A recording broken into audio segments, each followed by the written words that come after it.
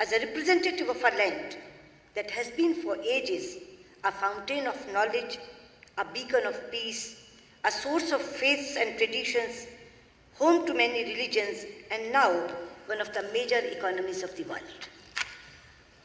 I carry the greetings of my Prime Minister, Shri Narendra Modi ji, and 1.3 billion Indians, including more than 185 million Muslim brothers and sisters. Our Muslim brothers and sisters are a microcosm of the diversity of India. They speak Tamil and Telugu, Malayalam and Marathi, Bangla and Bhojpuri, and any of the numerous languages of India. They have diverse culinary tastes, myriad choices of traditional attire, and they maintain strong cultural and linguistic heritage of the regions they love and they have lived for generations. They practice their respective beliefs and live in harmony with each other and with their non-Muslim brethren. It is this appreciation of diversity and coexistence that has ensured that very few Muslims in India have fallen prey to the poisonous propaganda of radical and extremist ideologies. Your Highness and Excellencies, 2019 is indeed a very special year.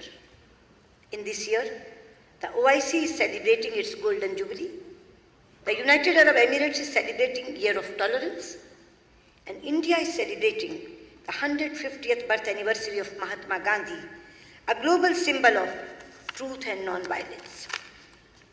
It is therefore a matter of pride for me and for India to be invited in this special year to be your guest of honor and to be extended a hand of friendship.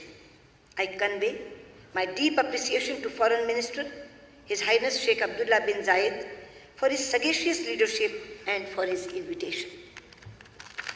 Thank you, Your Highness. Your Highness and Excellencies, in the past 4 years, few relationships have seen as much engagement as India's relationship with the UAE and indeed with the entire Gulf and West Asia region. It is a return of history. UAE has shown how a nation can power its progress with a grand vision, with the openness of the world, with an embrace of technology, with investment in human resources, and with an environment that nurtures talent and cultures from around the world. We also express our special gratitude to Saudi Arabia, Bangladesh, and other friends for their strong support for hearing India's voice in this forum. Your Highness and Excellencies, the OIC member constitute more than 1/4 of the members of the United Nations and nearly a quarter of the humanity. It is an organization that has a key role in shaping our world. It brings together nations on the foundation of a common faith, but also by a shared desire for a better future for their people. From Southeast Asia to the shores of Latin America, from the steppes of Central Asia to the vast expanse of the African continent, from South Asia to the great arc of West Asia and North Africa, the nations represented here also reflect a magnificent diversity of language and literature, customs and culture, history and heritage. Your Highness, Excellencies, India shares much with you. Many of us have experienced the dark days of colonialism. Many of us saw the light of freedom and the bright ray of hope at the same time. We have stood together in solidarity in our quest for justice, dignity, and equality of all people, regardless of race and religion. We have worked together to fashion global institutions into representative platforms, defined not by the interest of a few, but the voice of all sections of humanity. We have together struggled for a world where access to resources, markets, and opportunities is fair and balanced. And with so many nations here, India has forged deep bonds of friendship and close partnership. Friends, as India's economy has grown and become more integrated with the world, these partnerships have become stronger. We have excellent political ties, marked by warmth, respect, and goodwill. With many, we have expanding defense and security cooperation. Our economic engagement is robust and growing rapidly. Our digital partnerships are shaping the course of our future, and our ties have the warm glow of deepening human and cultural links. Nations to our east, Brunei, Indonesia, and Malaysia, are important pillars of India's Act East policy and of our broader engagement in the Indo-Pacific region. In our neighborhood, with Afghanistan, Bangladesh, and Maldives, we have ties forged in our shared struggles and sacrifices, in the immeasurable warmth of our hearts, and in our unwavering commitment to the security and prosperity of our people and region. In Central Asia, where human aspirations linked us across the mightiest mountains since ancient times, we are rebuilding our relationship along new routes of possibilities.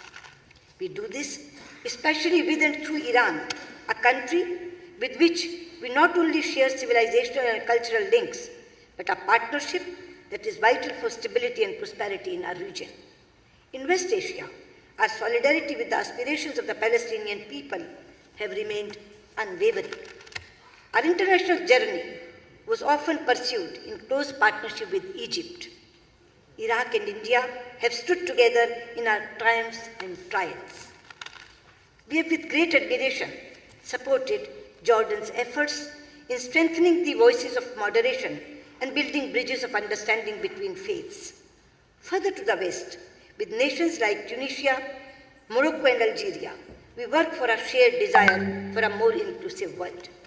With Turkey, a nation with which we have many strands of connected history, we are imparting new momentum to our ties. Our many friends from Africa are here. It is a friendship of deep emotional bond that comes from shared struggle for freedom and for a voice and a place in the world. Today, on the foundations of that extraordinary heritage, India and Africa have launched a new partnership of prosperity in the dynamic African continent. And here in our neighborhood of the Gulf region, our relationships are as old as time. The tides of Arabian seas have carried forth our timeless links of trade, culture, and religions. Presently, the Gulf region is our largest market, supplier of energy, and source of remittances.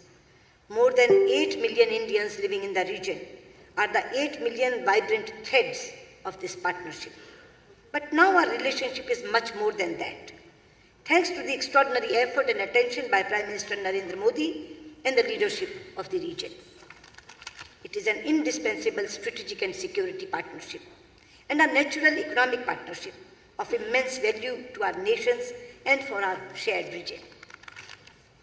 Your Highness and Excellencies, today we all live in a world of sweeping changes and multiple challenges that happen but rarely in history. We see global shifts in power.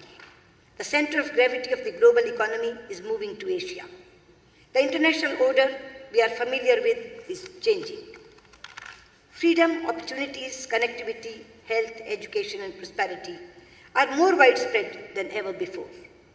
The time it takes nations to lift people out of poverty is getting shorter. Digital revolution has created unprecedented opportunities to empower people and transform our economies. We have affordable and accessible technologies that give us hope for a sustainable energy future. Yet, we also live on the edge of uncertainties.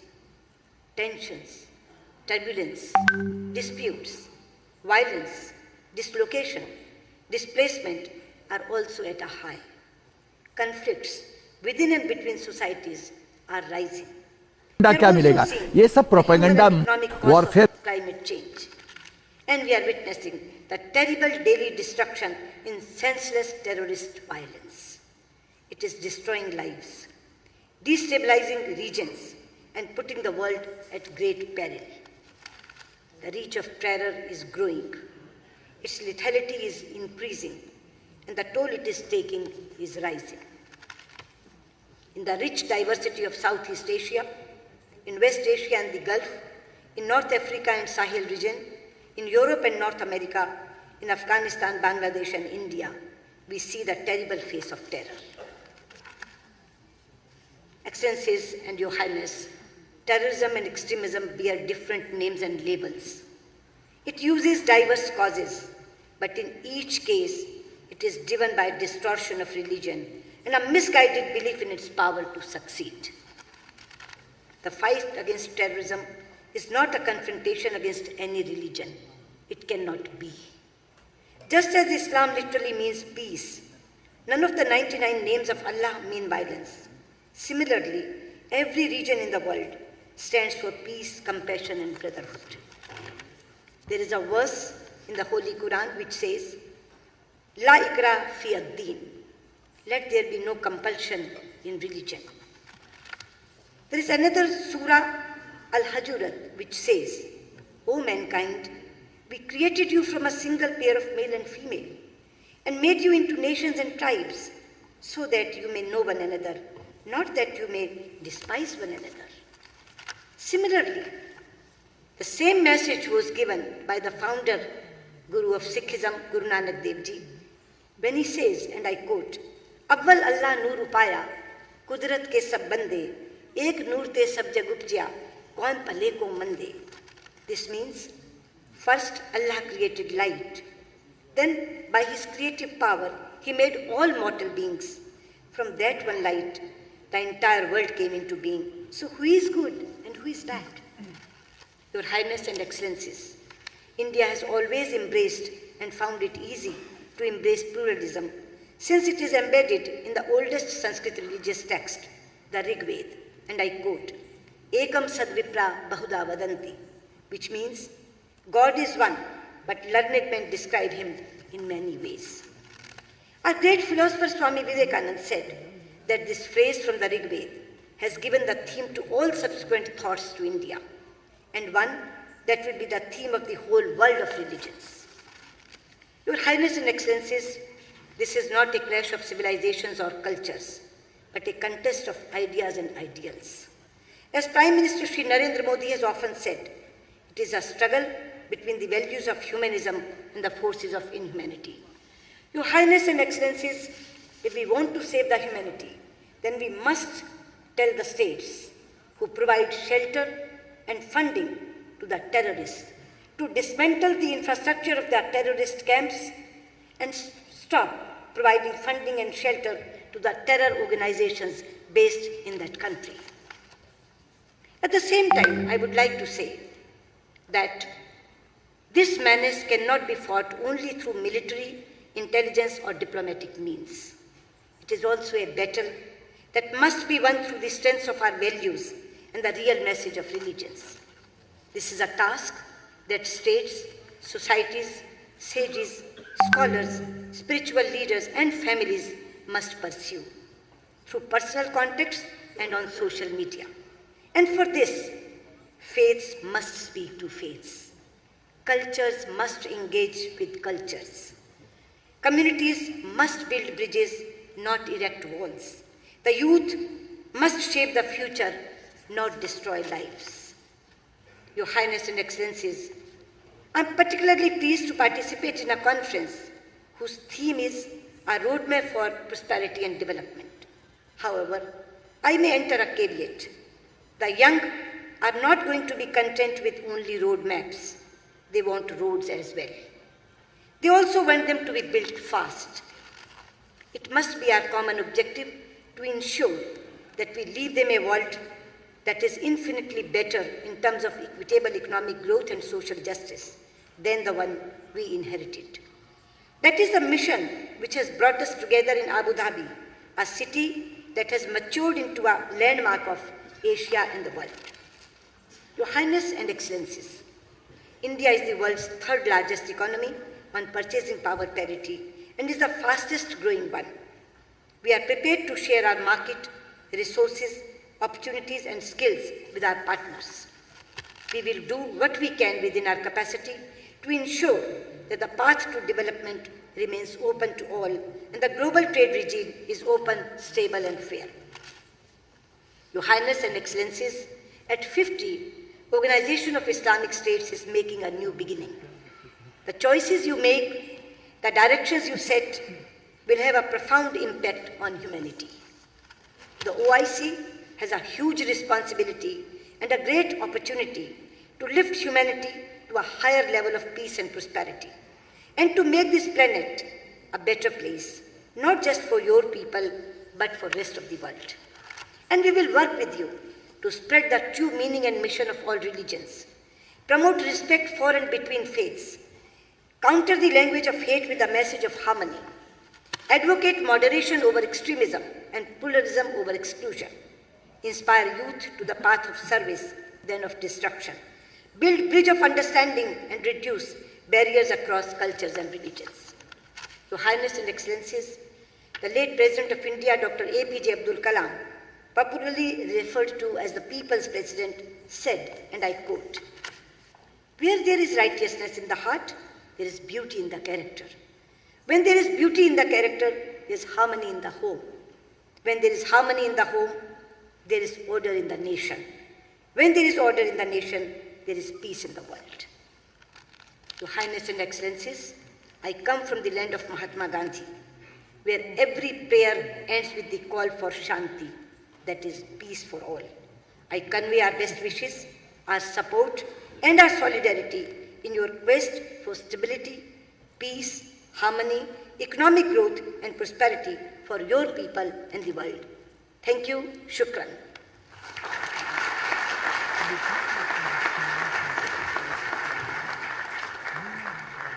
أشكر ضيفة الشرف معالي سوشما سواراج وزير خارجية.